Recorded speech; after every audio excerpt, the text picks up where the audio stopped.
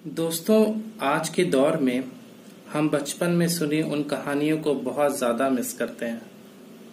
मैं हूं आपका मीत और आज सुनते हैं एक प्यारी सी कहानी। ये कहानी एक छोटे से शहर में रहने वाले रमेश की है।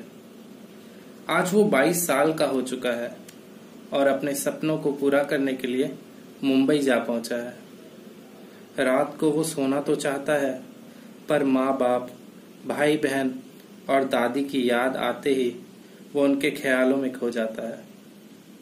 धुंधली सी नींद में वो अपनी दादी माँ को देखता है, जो अपनी कुर्सी पर बैठे कुछ गुनगुना रही है।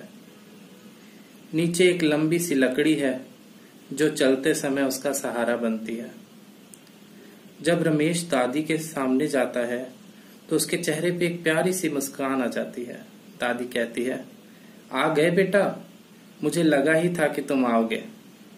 2-4 दिन से मैं तुम्हारे बारे में ही सोच रही थी। और बताओ बेटा, पढ़ाई कैसी चल रही है? तू तो बिल्कुल कमजोर हो गया है। हॉस्टल में खाना नहीं मिलता क्या?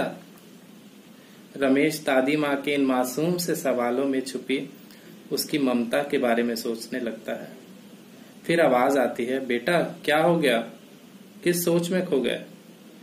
कुछ नहीं, बस ऐसे ही, रमेश कहता है। दादी सवाल करती है, अच्छा बेटा, तुम्हारे वहां कोई दोस्त बने या नहीं? मेरी याद तो आती है ना? हाँ दादी, आती है, बहुत याद आती है, धीमी सी आवाज में जवाब देता है रमेश। पीछे से मम्मी की आवाज आती है, बेटा आ जाओ, खाना लगा दिया है, ठंडा हो जाएगा। हाँ मम्मी, आता हूँ। अच्छा एक काम करो, आज मुझे दादी के साथ ही खाना खाने दो। शायद रमेश इस लम्हे को खुल के जीना चाहता है। वो अपने हॉस्टल के, अपने दोस्तों की, अपने टीचर्स की बातें सुनाता है। दादी कभी हैरान होती, कभी खिलखिलाकर हंसती, तो किसी बात पर परेशान भी होती।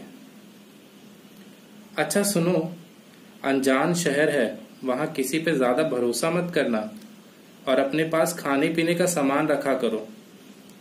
हाँ दादी, सब कुछ मिल जाता है बाहर, आप चिंता मत करो।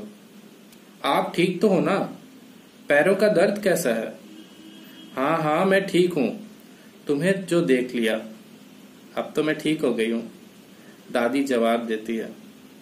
अब मेरी उम्र ही कितनी है, बस तुम अच्छे से पढ़ाई करो और बड़े आदमी बन जाओ। अचानक रमेश की नींद खुल जाती है। उसे एहसास होता है कि यह तो सिर्फ एक सपना था और अब इन लम्हों को वो दोबारा अपने दादी के साथ नहीं जी पाएगा, क्योंकि वो अब इस दुनिया में नहीं रही।